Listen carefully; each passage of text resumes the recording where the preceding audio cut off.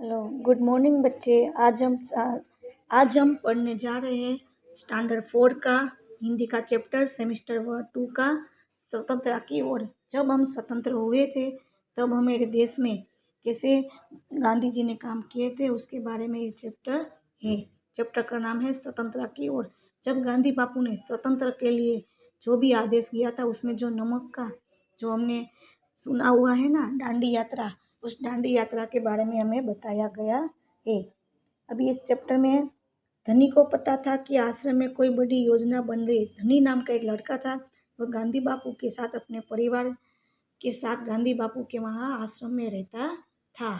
उसे पता था कि कोई योजना गांधी जी बापू बना रहे हैं। उसे कोई कुछ न बताए, वे सब समझते हैं कि मैं 9 साल का हूँ इसलिए मैं बुद्धू हूँ, पर मैं बुद्धू नहीं हूँ। धनी मनी मन बबड़ैया। धनी क्या बोलता है कि सब लोग मैं 9 साल का हूँ तो मुझे बुद्धू समझ रहे, मुझे कोई ये योजना क्या गांधी जी बापू बना रहे उसके बारे में बताते नहीं है। धनी और उसकी माता पिता बड़ी खास जगह में रहते थे, अहमदाबाद के पास महात्मा गांधी का आश्रम, साबरमती आश्रम में, जहाँ पूरे भारत के लोग रहने रहने आते थे। गांधी जी की तरह वे सब भी भारतीय स्वतंत्रता के लिए लड़ रहे थे। जब वे आश्रम में ठहरते तो चरखा पर खादी का सूत काटते, भजन गाते और गांधी जी की बातें सुनते। देखो, ये धनी नाम का लड़का उसकी मम्मी पापा के साथ अहमदाबाद महात्मा गांधी के साबरमती आश्रम में रहते थे। पूरे भारत में जो लोग गांधी जी की स्वतंत्रता के लिए लड़ने में साथ देते थे वो सारे लोग में से वो सारे लोग यहाँ आश्रम में रहते थे। और गांधी जी बापू क्या करते थे, आश्रम में ठहरते या फिर आश्रम का पूरा जहाँ सारे चारों को ध्यान रखते, चरखों पर खादी का सूत काटते, जो सूत का धागा होता है ना वो, और गांधी जी भजन गाते थे और सारे लोग बातें सारी सुनते थे और भजन भी सुनते थे। साबरमती में सबसे कोई ना कोई काम करने होता, खाना पकाना, बर्तन धोना, कपड़े धोना, कुछ कुएं से पानी लाना, गाय और बकरियों का दूध दहना और सब्जी उगाना। धनी का काम था बिन्नी की देखभाल करना। बिन्नी आश्रम की एक बकरी थी। वो धनी के अपना काम पसंद था क्योंकि बिन्नी उसकी सबसे अच्छी दोस्त थी। धनी को उसके बातें करना अच्छा लगता था। उसी दिन सुबह धनी बिन्नी को हरी घास खिलाकर उसके बर्तन में पानी डालती हुई। देखो, इसमें क्या बताया गया कि साबरमती आश्रम में सबको ना कोई काम दिया जाता है। किसी को खाना पकाना, किसी को बर्तन धोना, किसी को ये पानी लाना कुएं से, किसी को गाय और बकरी तो दूध दुहाना, सब्जी उगाना। ऐसे इसमें से जो ये धनी नाम का लड़का है ना, उसको क्या काम दिया था, उसको काम दिया था आश्रम में ये देखभाल करना। और वो सुबह अच्छी दोस्त थी और उसकी जो बन्नी थी ना वो बिन्नी बिन्नी उसके साथ जो बकरी थी उसका नाम है। और ये धनी की अच्छी दोस्त थी। वो हरी घास खिलाकर उसके बर्तन में पानी डालते हुए बोला, कोई बात जरूर है बिन्नी। वे सब गांधी जी के कमरे में बैठकर बातें करते हैं, कोई योजना बनाई जा रही है, मैं सब समझता हूँ। बिन्नी ने घास चबाते हुए सिर हिलाया। जैसी वह धनी की बात समझ रही थी, धनी को भूख लगी। खुद की फाकती बिन्नी का लेकर वह रसोई घर की तरफ चला। उसकी माँ चूल्हा फूंक रही थी और कमरे में धुआं भर रहा था। क्या हुआ, वो बिन्नी को सारी बात बता तो बिन्नी कैसे समझ रहे उसे, वो भी अपनी अपनी बात समझते हुए से हाँ अपनी सिर हिला के हाँ बोला। बिन्नी ने घास चबाते हुए सिर हिलाया था। फिर वो भी धनी को भूख लगी तो वो अपनी मम्मी के पास आता है भाग। और बिन्नी भी उसके साथ खुद की भागती आती है। और क्या बोलते हैं मम्मी के पास, मम्मी क्या कर रही थी, उसकी चूल्हा फूंक रही थी, यानी चूल्हे में अपनी फूंक से उसकी आग जला रही थी। अम्मा क्या गांधी जी कहीं जा रहे हैं, उसने पूछा। इसने धनी ने पूछा। खांसते हुए माँ बोली, वे सब यात्रा पर जा रहे हैं। खांसते हुए उसकी माँ ने क्या बोला, वो सब यात्रा पर जा रहे हैं। यात्रा कहाँ आ रही है, धनी ने सवाल किया। समुद्र के पास कहीं। अब सवाल पूछना बंद कर दो और जाओ यहाँ से। धनी अम्मा को जरा गुस्से हो बोली, और पहले मुझे खाना पकाने दो। उसकी मम्मी ने क्या बोला कि यात्रा समुद्र के पास आई हुई है, पास कहीं है, पर अभी तू मुझे सवाल मत कर। माँ गुस्सा हो गई क्योंकि उसे खाना पकाना दे बाकी था इसलिए। धनी सब्जी की क्यारी की तरफ निकल गया। जो सब्जी उगाते हैं ना वहाँ उसके क्यारे होते वहाँ निकल गया। तो बूढ़ा बिंदा बिंदा चाचा जो बूढ़ा हो गए थे वो आलू खोद रहे थे। क्या खोद रहे थे? आलू। आलू खोद यानी जमीन में से आलू निकालते थे। बिंदा चाचा धनी उनके पास बैठ गया। बिंदा चाचा धनी के पास बैठ गया और आप भी यात्रा पर जा रहे हैं? बिंदा ने सिर हिलाकर मना किया। उसके कुछ बोलने से पहले धनी ने उतावले होकर पूछा, कौन कौन जा रहे हैं? कहाँ जा रहे हैं? क्या हो रहा है? तो बिंदा ने खोदना रोक दिया और कहा, तुम्हारे सब सवालों का जवाब दूंगा, पर पहली इस बकरी तो बांध दो, मेरा सालक चबा रही है। क्या बोले कि मैं तेरा सभी आंसर का जवाब दूंगा, पर पहले तू ये बकरी तो बांध दे, ये क्योंकि ये सारे मेरी पालक भाजी को चबा जाएगी। धनी बनी को खींच कर ले गया और पास के नींबू के पेड़ के बांध दिया। फिर बिंदा ने उसे यात्रा के बारे में बताया। गांधी जी और उनके कुछ साथी गुजरात में पैदल चलते हुए गांधी नाम की जगह पर समुद्र के पास पहुंचे। फिर क्या हुआ? जो बिंदा चाचा था ना, उसने यात्रा के बारे में धनी को बताया और क्या बोला कि उनके कुछ साथी गुजरात से पैदल चलते हुए गांधी नाम की जगह पर समुद्र के पास पहुंचे। ये सड़कें होते हुए पूरा महीना चलेंगे और पूरा महीने तक वो नमक पहुंचकर वो नमक बनाएंगे। नमक। धनी चौंक कर उठा। नमक क्यों बनाएंगे? वह तो किसी भी दुकान से खरीदा जा सकता है। क्या बोले धनी कि नमक क्यों बनाएंगे? वो तो कोई भी दुकान से खरीद सकता है। तो हाँ, मुझे मालूम है। बिंदा हंसा। पर महात्मा जी ने एक योजना है, यह तो तुम्हें पता ही कि वह किसी बात से विरोध में ही यात्रा। फिर क्या हुआ? हाँ, मुझे मालूम है। बिंदा हंसा। पर महात्मा जी एक योजना है, तुम्हें पता है कि किसी बात से विरोधी यात्रा करते जुलूस निकल रहे हैं। क्या हुआ? बिंदा ने खोदना रोक दिया और कहा, तुम्हें सब सवालों का जवाब दूंगा, पर ये बांध दो। वो बताया।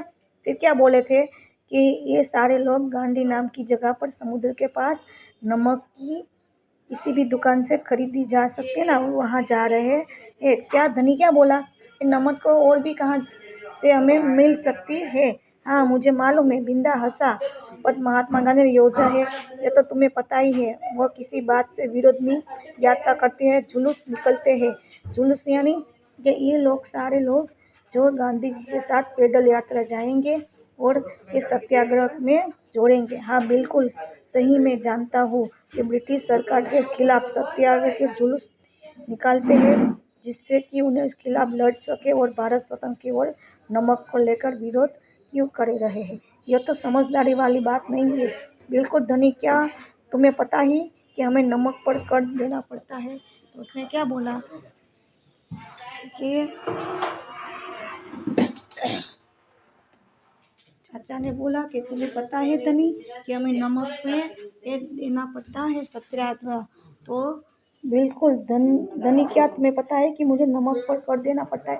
धनी को भी पता है कि हमें इस नमक में अंग्रेजों को कर देना पड़ता है। अच्छा, धनी हैरान रह गया। नमक की जरूरत सभी को ही है, इसका मतलब है कि हर भारतवासी, गरीब से गरीब भी यह कर देता है। बिंदा चाचा ने आगे समझाया। लेकिन यह तो सरासर अन्याय है। धनी की आंखों में गुस्सा था। क्या बोले? ये तो पूरा उसका अन्याय है। भारतवासी गरीब से भी गरीब है। तो फिर बिंदा चाचा ने आगे समझाया, लेकिन यह तो सरासर अन्याय है। धनी की आंखों में गुस्सा था। धनी क्यों गुस्सा हो गया था? क्योंकि बिंदा चाचा ने उसे सारी बात बताई थी कि हमें ये नमक के पर हमें सत्याग्रह करना पड़ेगा, उसके बारे में, नमक के बारे में। लेकिन यह तो सरासर अन्याय है। तो ये धनी बहुत गुस्सा हो गया। हाँ, यह अन्याय है। इतना ही नहीं, भारतीय लोगों को नमक बना की मनाही है। महात्मा जी ने ब्रिटिश सरकार को कर हटाने का कहा, पर उन्होंने यह बात ठुकरा दी। इसलिए उन्होंने निश्चय किया कि ये दांडी चल कर जाएंगे और समुद्र के पानी से नमक बनाएंगे। क्या हुआ? धनी ने ये सारी बात बूढ़ा चाचा है ना, उसने बताई। बिंदा चाचा बूढ़ा है, उसने बताई कि हमारे में जो ब्रिटिश सरकार कर हटाने की बात गांधी जी ने की थी, तो ब्रिटिश सरकार ने कर हटाया नहीं, समुद्र के पानी में ही हम नमक बनाएंगे। इसीलिए गांधी जी दांडी चल कर जाएंगे। इस महीने तक पैदल चले गए। धनी सोच परेशान हो गया। गांधी जी तो थक जाएंगे, दांडी बस या ट्रेन से क्यों नहीं जा सकती? तो चाचा ने बताया कि यदि वो इस लंबी यात्रा पर दांडी तक पैदल जाएंगे तो चारों ओर खबर फैलेगी और अखबारों में भी फोटो आएगा और उसके साथ सारे लोग भी आएंगे, छपे रहेगी, रेडियो पर रिपोर्ट जाएगी और पूरी दुनिया के लोग यहाँ जान जाएंगे क्या जान जाएगी कि हम अपनी स्वतंत्रता के लिए लड़ रहे हैं और ब्रिटिश सरकार के लिए यह बड़ी शर्म की बात होगी। ये पूरी दुनिया में खबर रिपोर्ट जाएगी ना तो उस ब्रिटिश सरकार के लिए बड़ी शर्म की बात होगी। गांधी जी बड़े ही अक्लमंद है। धनी की आंख चमकी। क्या?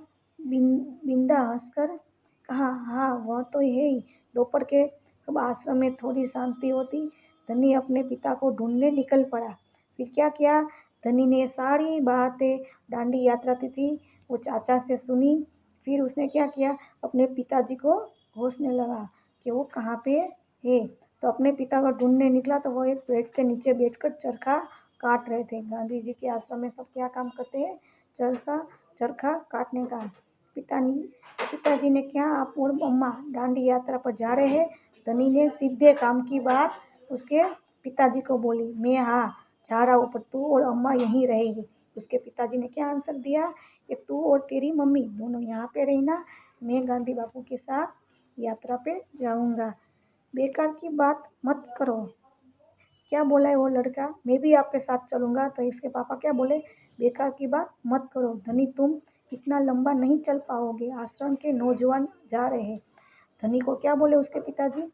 तुम इतना नहीं चल पाओगे, आप नहीं आ सकते, आप यहाँ पे रहे। धनी ने हट पकड़ ली। मैं 9 साल का हूँ और आपस में तेज दौड़ सकता हूँ। क्या बोले? मैं तो 9 साल का हूँ और मैं आपस में दौड़ सकता हूँ। धनी के पिता ने चरखा रोक कर बड़े धीरज से समझाए, सिर्फ वे लोग जाएंगे जिन्हें महात्मा जी ने खुद चुना है। क्या बोले उसके पिताजी?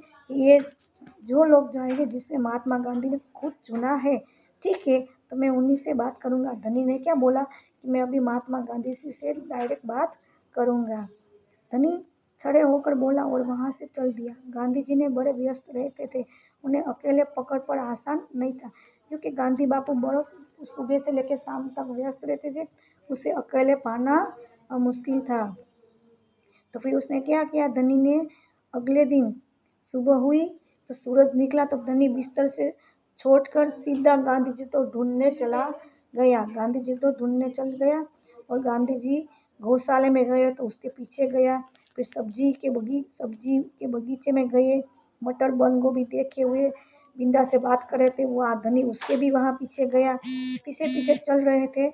अंत में गांधी जी अपनी झोपड़ी की ओर चले। बराबर चरखे के पास बैठकर उन्होंने धनी को पुकारा, यहाँ आओ बेटा। गांधी जी जानते थे कि ये मेरा पीछा कर रहा है, इसलिए गांधी बापू ने सामने से धनी लड़के को बुलाया। धनी दौड़कर उनके पास पहुंचा। बिन्नी भी साथ में कूदती हुई आई। धनी आया तो उसके साथ उसकी बिन्नी बकरी भी आई। तुम्हारा क्या नाम है बेटा? गांधी बापू ने बोला। तो धनी बोला, बापू धनी है और यहाँ तुम्हारी बकरी है? तो जी हाँ, ये मेरी दोस्त है बिन्नी, जिसका दूध आप रोज सुबह पीते हो। धनी गरोज के मुस्कुरा में उसकी देखभाल करता हूँ। तो क्या बोले? मैं उसकी देखभाल करता हूँ जो ये बकरी का दूध आप रोज पीते हो। बहुत अच्छा, गांधी जी ने हाथ हिलाकर कहा, क्योंकि चरखा काट रहे थे तो उसका हाथ हिला के। अब अब यह बताओ धनी कि तुम और बिन्नू सुबह से मेरा पीछा क्यों क्यों घूम रहे थे? तो गांधी जी ने पूछा कि तुम मेरा पीछा क्यों कर रहे थे? तो धनी बोला, मैं आपसे कुछ पूछना चाहता हूँ। धनी थोड़ा घबराया, क्या मैं आपके साथ दांडी चल सकता हूँ? हिम्मत करके उसने कर डाला। उसने ये बात गांधी जी के सामने रखी। गांधी जी मुस्कुराते हुए, अभी छोटे हो बेटा, दांडी तो बहुत दूर है, सिर्फ तुम्हारे पिता जैसे नौजवान ही मेरे साथ चल सकते हैं, पर आप तो नौजवान नहीं हो। धनी बोला, आप नहीं थक जाओगे? गांधी जी क्या बोले? मैं बहुत अच्छे से चलता हूँ। गांधी जी ने कहा, मैं भी बहुत अच्छे चलता हूँ। धनी ने भी उसका आंसर दिया और धनी अपनी बात पे अड़े ही रहा। फिर गांधी जी ने क्या बोला, ठीक है बात है, मैं कुछ सोच रहा। गांधी जी ने बोले। फिर थोड़ी देर सोचा, फिर गांधी जी ने बोला, मगर एक समस्या है। धनी को बोला, एक समस्या है, अगर तुम मेरे साथ जाओगे तो बिन्नी का कौन देखेगा? इतना चलने के बाद जो मैं कमजोर हो जाऊंगा, इसलिए जब मैं वापस आऊँ तो मुझे खूब सारा दूध पीना पड़ेगा, जिससे ही मेरी ताकत लौट आएगी। तो यह बात तो ठीक है। तो धनी क्या बोला, हाँ ये बात तो ठीक है। बिन्नी तभी खाती है, अब मैं उसे खिलाता हूँ तब भी बिन्नी खाती है। धनी प्यार से बिन्नी को सिर हिलाया और सिर्फ मैं ही जानता हूँ कि क्या उसे पसंद है। क्या बोले गांधी बापू कि फिर गांधी बापू ने सोचा कि लड़के को कैसे मना करनी चाहिए, तो प्यार से मना करके हुए ऐसे बताया कि तुम मेरे साथ चलोगे तो ये बिन्नी का कौन ध्यान रखेगा। बिन्नी जो धनी की दोस्त है उसके साथ ही खाना खाती है, तो फिर वो दूध के आप मेरे साथ चलोगे तो ये दूध खाना नहीं खाएगी अच्छी से, तो दूध कैसे देगी, और मुझे आके ही बहुत सारा दूध पीना पड़ेगा क्योंकि मैं कमज़ोर हो गया हूँ। तो ये बात धनी ने सोची और बोला, हाँ वो तो गांधी बापू सही बात है कि ये मेरे साथ ही खाती है, मैं उसे जितना खिलाऊँ उतना ही खाती है और मुझे ही पसंद है उसे क्या खाना चाहिए।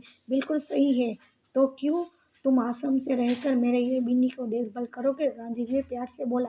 तो धनी ने क्या बोला, जी हाँ करूँगा। धनी बोला, बिन्नी और आपका इंतजार करेंगे।